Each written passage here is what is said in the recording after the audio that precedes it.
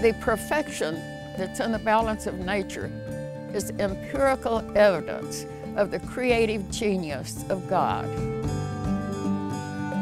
He set it up.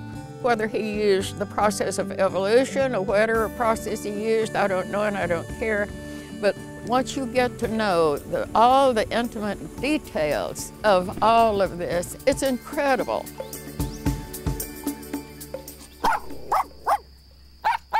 She would never admit it, but Geraldine Watson knows as much about the ecology of the Big Thicket as anyone.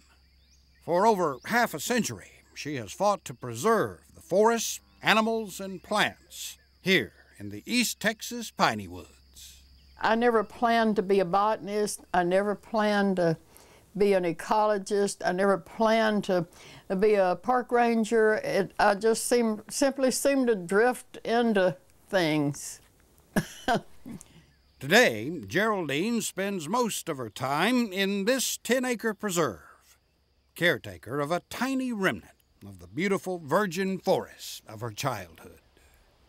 I stopped and I walked out on that point and I said, this is where I'm going to spend my declining years. Don't you think this is a nice spot? All around us are little spots like this. If we just look for them and protect them and appreciate them, you know, we'll always have them. Geraldine started her preserve back in the early 1960s. It's located about 45 miles north of Beaumont, bordering the north shore of Lake Hyatt. She chose this site because it contained almost all of the plant communities for which the Big Thicket is famous. And season by season, she's transformed her property into a botanical showplace. See how well that's doing that Pauline Yes. and I transplanted. I saw that the other day and it looked great. Yeah. Paul Rawling is documenting the plant species here. There's always some new flowers here blooming. There we go. Been coming out here 5, 6 years now. Well, I still haven't photographed all of them.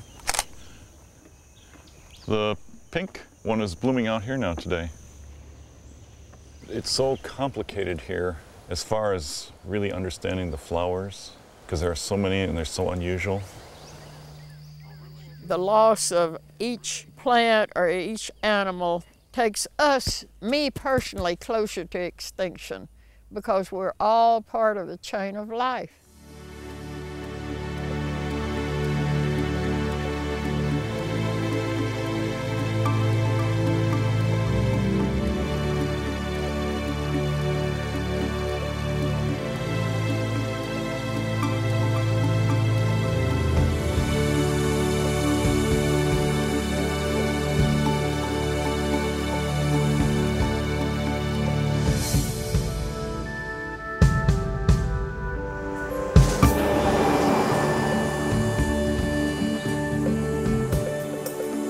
Geraldine has lived her entire life within a few miles of the East Texas town of Warren. Warren is mostly a throughway for a region that produces wood and paper products. It's an industry that contributes billions of dollars each year to the local economy. But with that economic impact come consequences. The decline of the Big Thicket started while Geraldine was still a child. Huge old-growth forests were cut to fuel the fires of progress. And that fueled the fire of Geraldine's activism. I was with the Park Service for 15 years as the plant ecologist, and all of that time I was screaming and yelling and jumping up and down. How are we going to save the world if we don't understand it? If we don't understand what makes it what it is? What interests me most about the Big Thicket is its diversity. There are at least 9 different plant associations here which are totally distinct, yet so close together that you can literally walk from swamp to desert in a few yards.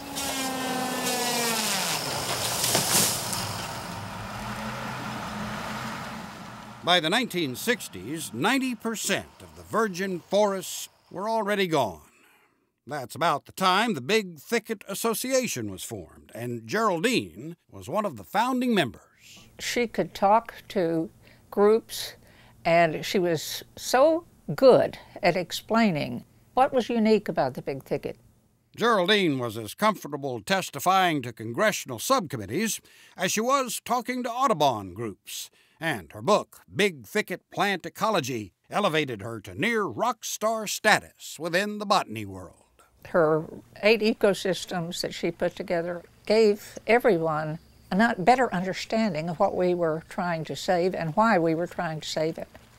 I think her contribution was just immeasurable. In the old days, there were very few people like me, and we were called those little old ladies in tennis shoes. But those little old ladies turned out to be a formidable group. You start out asking for 300,000 acres, and you wind up with 84,000, but that's pretty typical of legislation, I think. You get compromised and compromised and compromised. Well, frankly, I never dreamed we would ever save any of the Big Thicket. But the National Preserve only happened after a decade of contentious negotiation with the timber and oil companies. It wasn't a smooth path, and there was controversy involved. And so she struggled to get this message across, but she was victorious. That victory came with a cost. Geraldine and her family were ostracized by many people in their East Texas community. The 10 years we were trying to get a bill passed. You have no idea what my children went through. But the family stuck together through good times and bad. And one of her children, David, grew up to be as passionate about conservation as Geraldine herself. It was David who helped her manage the preserve, right up until his death in a car wreck in early 2008. Geraldine was devastated.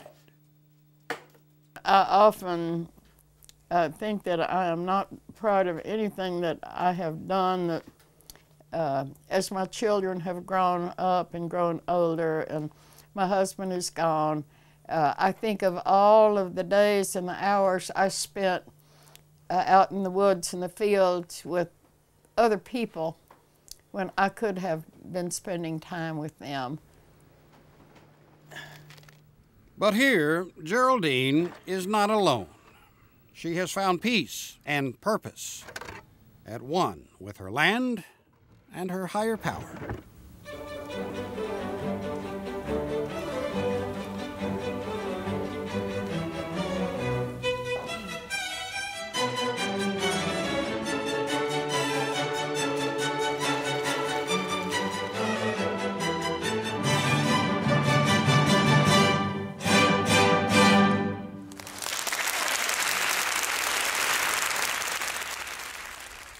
As she gets in the car and says, "I'm ready to go."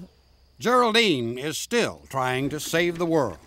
Only now she's limited her efforts to these 10 acres. But what she's done here is remarkable, providing tangible proof that land can be restored and ecosystems can be revived. Geraldine would just call it preserving empirical evidence of the creative genius of God. You know, I would rather somebody knock me on the head and throw me in the river than for me to sit on a sofa watching soap operas and eating myself into oblivion.